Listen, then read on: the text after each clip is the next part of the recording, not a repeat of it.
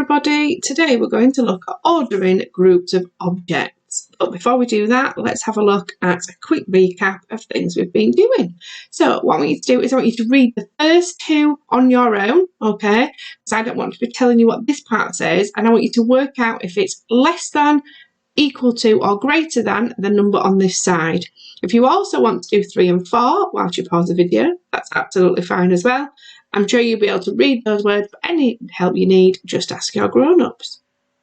Off you go.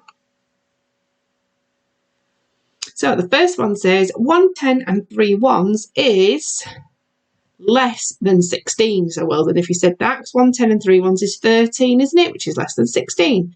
Next one, number 2. 2 10s and 0 1s is equal to 20, isn't it? Because we know 2 10s and 0 1s is 20. Obviously it's equal to 20. It's exactly the same. What is 1 more than 10? What comes after 10? 1 more than 10 is 11. Well done if you said that. And then the last one, which is greater? Is it the sticks or the deans? Which is greater? It is the deans, isn't it? The 10s and 1s, because the sticks represent 10s and 1s, but that's only 15, and here there's 16. Well done if you did that. So let's have a look then today. So we've got some children here, and we're going to work out who's got the most letters in their name. So what I want you to do is I want you to pause the video and work out how many letters are in each of these children's names, and then we'll work out who the most is. Pause the video to work out how many letters are in each child's name. So Whitney has got 7 letters in her name, Alex has got 4, Ron has got 3, and Dexter has got 6. So who's got the most letters? Whitney. We know Whitney's got the most letters because she's got the biggest number, hasn't she? She's got 7. So who's got the least letters in their name? It's Ron, isn't it? Because Ron has only got 3, and we know 3 is less than 4, 6, and 7. And we know Whitney was the most because 7 is bigger than 4, 3, and 6. And that's why it's really important to understand numbers and where they relate to each other. So what I want you to do now, a little bit of a challenge, is to think about how many letters are in your name, and either think about, do you have more letters than Whitney or less letters than Ron? Okay. Or where do you fit in this with Whitney, Alex, Ron, and Dexter?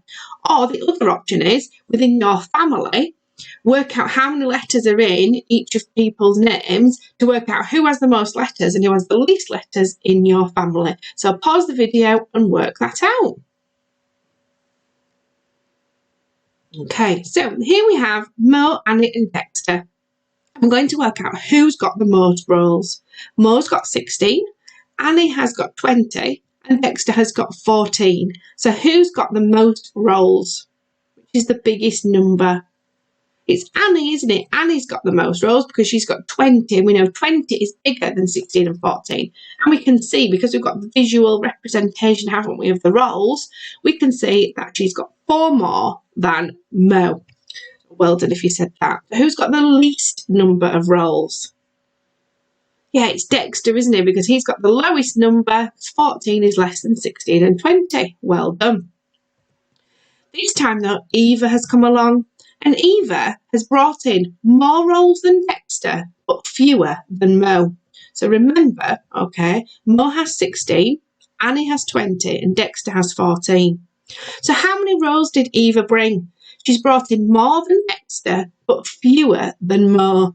Pause the video to work out how many rolls she's brought. So she's brought 15, hasn't she? Because she brought in less than Mo, who had 16, and more than Dexter, which is 14. And there's only one option, isn't there? 15, because that goes in between 16 and 14. So well done if you said that. So now what we're going to do is we're going to order these objects from least to greatest. So you can either do this 2 ways. You can either draw them and put them in the order, or you can write what they are called. So Numicon, chocolates, apples, or pears. So which has got the least amount and which has got the greatest amount. So popping them in order.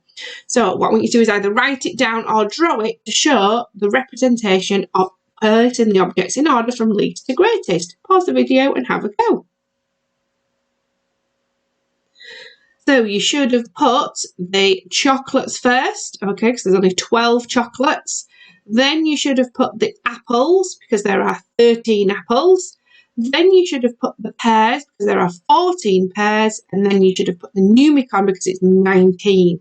So we've got 12, 13, 14 and 19. So it doesn't matter that we haven't got 15, 16, 17 and 18, because we've still popped that at the end because it's the biggest number out of those four. And that's what we're going to start working on at the minute. Remembering what's the smallest number, what's the biggest number, and relating numbers together. So have a go at this one, but from greatest to smallest. So what's the biggest? What's the next biggest? What's the next biggest? And what's the smallest? Okay. So again, you can either draw the pictures or write the names of eggs, sticks. You can either call these tens and ones or deans, and numicon. Pause the video and put them in order of greatest to smallest. So the biggest, we've got the deans, the tens and ones, because there's 18 there. Then we've got the numicon, because there is 17 there. Then we've got the sticks, which is 13, because don't forget we've got a bundle of 10 and then 3 ones. And then we've got a dozen eggs, which a dozen is 12. There's 12 eggs. So well done if you managed to put those in order. So now what we're going to do is we're going to build this to show the greatest to the least, okay? So here in the middle, we've got 15, haven't we? We've got a 10 and we've got 5. We've got 15.